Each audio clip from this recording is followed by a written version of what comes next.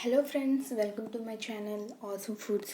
ఇవాల్టి స్పెషల్ వచ్చేసి సోయా బిర్యానీ. ఎలా చేయాలో చాలా ఈజీగా, టేస్టీగా, సింపుల్గా ఏ విధంగా చేయాలో నేను మీకు ఈ వీడియోలో ఇది చూపించబోతున్నాను.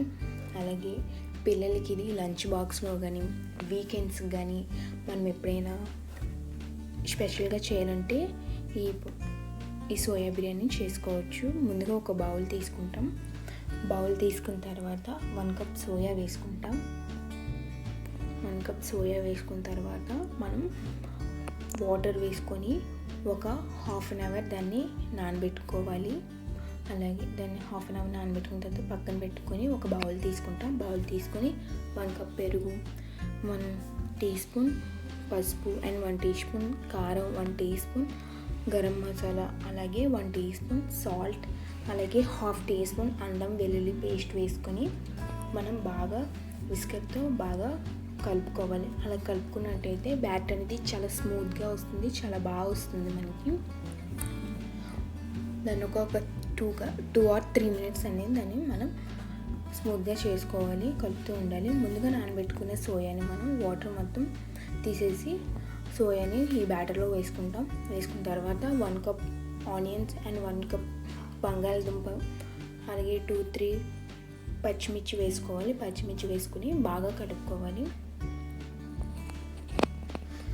ఎలా కలుపుకున్నట్టయితే మనకి మొత్తం కలిసేటట్టు కలుస్తుంది మొత్తం. ఇప్పుడు చాలా బాగుంటుంది. ఇప్పుడు ముందుగా ఒక కుక్కర్ తీసుకొని దాంట్లో 2 టేబుల్ స్పూన్స్ నెయ్యి వేసుకోవాలి. నెయ్యి వేసుకుంటే టేస్ట్ అనేది వస్తుంది. బిర్యానీ ఆకు అలాగే బిర్యానీ దినుసులు కూడా వేసుకొని బాగా కలుపుకోవాలి.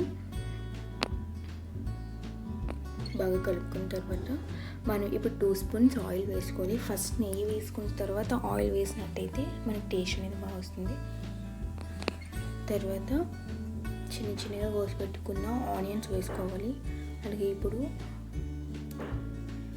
1 టీ స్పూన్ అల్లం వెల్లుల్లి పేస్ట్ వేసుకొని వాసన పోయినంత వరకు మనం కలుపుతూ ఉండాలి. తర్వాత ముందుగా మనం సోయా బ్యాటర్ని దాంట్లో వేసుకోవాలి. సోయా బ్యాటర్ని వేసుకున్న తర్వాత ముందుగా 1 గ్లాస్తో నేను నానబెట్టుకున్న బాస్మతి బియ్యాన్ని వేస్తున్నాను. ఒక అరగంట నానబెట్టుకున్న బాస్మతి బియ్యాన్ని వేసుకోవాలి. వేసుకున్న తర్వాత దాని మీద ఫ్రైడ్ ఆనియన్స్, అలాగే కట్ చేసి పెట్టుకున్న కొత్తిమీర,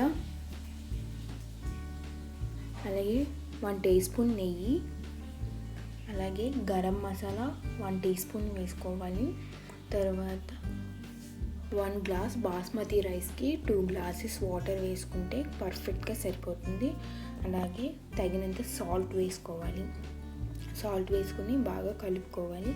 కలుపుకున్న తర్వాత ఇప్పుడు కుక్కర్ మూత పెట్టేసి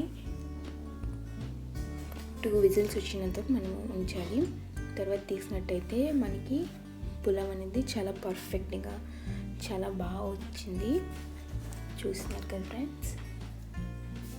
ఒకసారి మనం దాన్ని ఇలా గరిటెతో మనం ఇలా తిప్పుతూ తీయాలి. చూసారు కదా, చాలా బాగా వచ్చింది, చాలా నీట్గా వచ్చింది. ఇప్పుడు దీన్ని సర్వింగ్ బౌల్లో తీసుకోవాలి. సర్వింగ్ బౌల్లో తీసుకున్నాం కదా. ఓకే ఫ్రెండ్స్, మీకు ఈ వీడియో నచ్చినట్టయితే, ఈ రెసిపీ నచ్చినట్టయితే లైక్ చేయండి, షేర్ చేయండి, సబ్స్క్రైబ్ చేయండి. Thank you.